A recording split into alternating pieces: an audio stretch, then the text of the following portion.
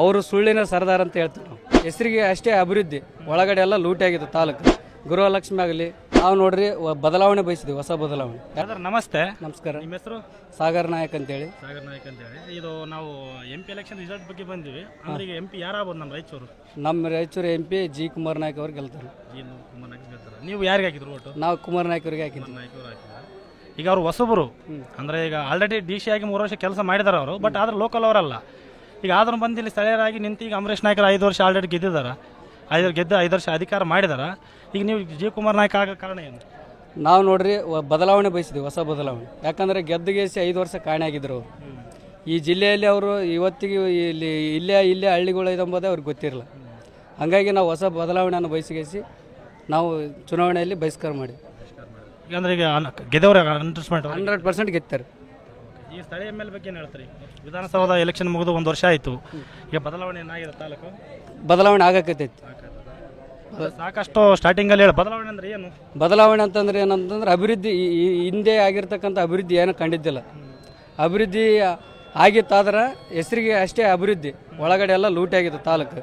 ಆ ಲೂಟಿಯನ್ನು ಈ ಸರಿ ಬಂದ್ ಮಾಡಿವಿ. ನಾವೆಲ್ಲ ಲೂಟಿ ಆಗ್ಲಾರ್ದಂಗೆ ನೋಡ್ಕೊಂಡು ಒಳ್ಳೆ ಅಭಿವೃದ್ಧಿ ಎತ್ತರ ನಾವು ಮುಖ ಮಾಡಿ ನಿಲ್ಲಿಸಿದ್ವಿ.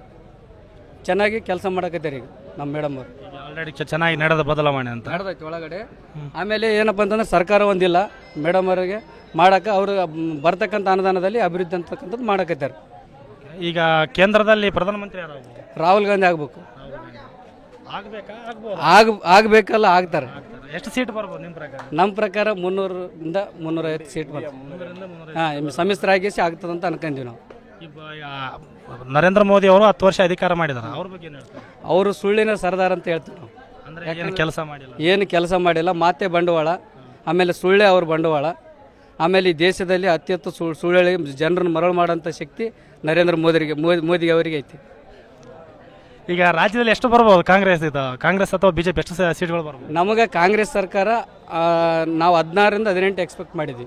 ನಮ್ಮ ರಾಜ್ಯದಲ್ಲಿ ಕಾಂಗ್ರೆಸ್ 16ರಿಂದ 18 ಗೆತ್ತಾವ ಅಂತಕ್ಕಂಥ ನಮ್ಮ ಅಭಿಪ್ರಾಯ. ಇದು ಗ್ಯಾರಂಟಿಗಳ ಬಗ್ಗೆ ಏನು ಹೇಳ್ತಾರೆ? 5 ಗ್ಯಾರಂಟಿಗಳು ಆಲ್ರೆಡಿ ವರ್ಕ್ ಮಾಡಕತ್ತೇವೆ.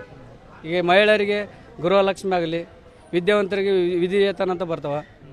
ಆಮೇಲೆ ಈಗ ಸಾಕಷ್ಟು ಜನರಿಗೆ ಅನುಕೂಲ ಆಗ್ಯದ. ಅದರಿಂದ ಅನುಕೂಲ ಆಗಿದೆ ಅಂದ್ರೆ ಎಷ್ಟೋ ಭಾಳ ಜನ ಹೇಳ್ತಾರೆ ಅದರಿಂದ ಅನುಕೂಲ ಆಗಿಲ್ಲ. ಜನಗಳಿಗೆ ಹೆಣ್ಮಕ್ಳಿಗೆ ಅನುಕೂಲ ಆಗಿರ್ಬೋದು, ಬಟ್ ಅದರಿಂದ ತಾಲೂಕಿಗೆ ಜಿಲ್ಲೆಗಳಿಗೆ ಅಭಿವೃದ್ಧಿ ಆಗಿಲ್ಲ, ಫಂಡ್ ಬಂದಿಲ್ಲ ಅಂತ ಹೇಳ್ತಾರೆ. ಅದಕ್ಕೆ ಏನು ಹೇಳ್ತಾರೆ? ಅದಂತೂ ಸತ್ಯ. ಆದರೆ ಈಗ ಅನಿವಾರ್ಯ, ಅದರಿಂದ ಬರ್ತಕ್ಕಂಥ ಅನುದಾನ ಎಲ್ಲರಿಗೂ ಉಪಯೋಗ ಆಗ್ತಿದ್ದಿಲ್ಲ. ಎಲ್ಲ ಒಂದು ಕಡೆ ಲೀಡರ್ಗಳಿಗೆ ಸೀಮಿತವಾಗಿತ್ತು. ಈ ಬಡವರಿಗೆ ಮುಟ್ಟಕೈತೆ ನೇರವಾಗಿ ಹಣ ಅಂತ ನನ್ನ ಅಭಿಪ್ರಾಯ. ಬಡವರು ಅಂದ್ರೆ ಈಗ ಹೆಣ್ಮಕ್ಳು ಅಷ್ಟೇ ಬಡವರು ಅಂದೆ.